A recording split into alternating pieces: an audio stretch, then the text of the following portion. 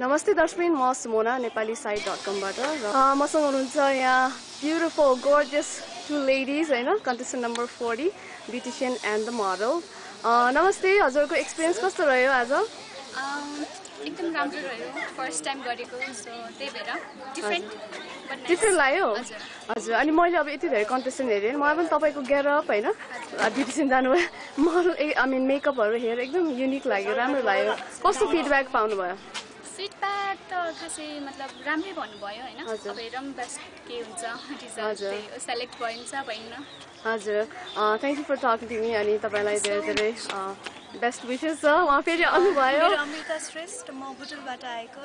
बुटोलमा मेरो parlour new age hair and beauty salon. बुटोलबाट त्यहाँदेखि यहाँसम्म आउनुभयो, यही कम्पिटिसनको लागि आउनुभयो? हजुर।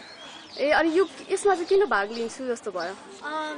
लास्ट इयरहरूको कम्पिटिसन जुन म्यागजिनहरूमा देखिन्थ्यो रिजल्टहरू र कम्पिटिसन छ भन्ने सुनिन्थ्यो, त्यति बेला अब आफू म ब्युटिसियन भर्खर पास आउट थिएँ र फर्स्ट अडिसन या कम्पिटिसन हुँदा त म सिकेको पनि थिइनँ। पछि चाहिँ आफू पनि गरौँ भन्ने हुन्थ्यो, त्यसैले यसपालि चाहिँ त्यो चान्स गुमाइन। हजुर हजुर, धेरै राम्रो होइन। अनि त्यहाँदेखि ट्राभल गर्नुभएको छ, म जित्छु जस्तो लागेको छ कि कस्तो लागेको छ त अहिले? अहिले अरूहरूको पनि आइरहेको छ, किनकि अरूको पनि हेरेछु मैले। हजुर हजुर, ओभरअल जस्ट सेटिस्फाइड हुनुहुन्छ? एकदम सेटिस्फाइड। हजुर हजुर, द्याट्स रियली ग्रेट होइन।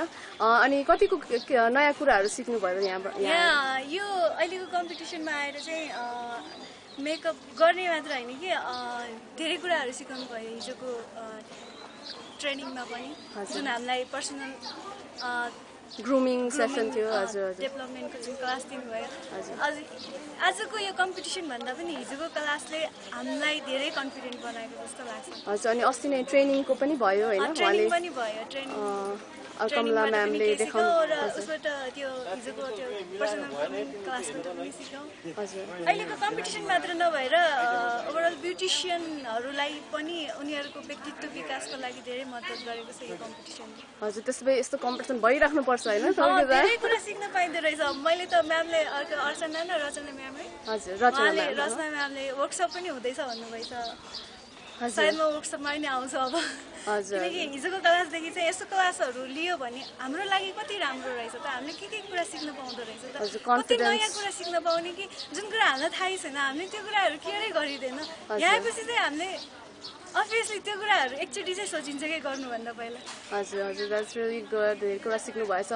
अनि मोडल बहिनी पनि बुटोलबाटै आउनुभएको? हजुर, होइन म यहाँ काठमाडौँमै हो। ए, काठमाडौँमै हो, यहाँबाट। ए हजुर, एकदम राम्रो होइन, कुर्तादेखि लिएर अनि पछाडि पनि एकचोटि हेयरस्टाइल पनि देखाइदिनुहोस् न। हजुर, सबै राम्रो एकदम मजाले गर्नुभएको छ है। तपाईँहरूलाई best of lock. Thank you.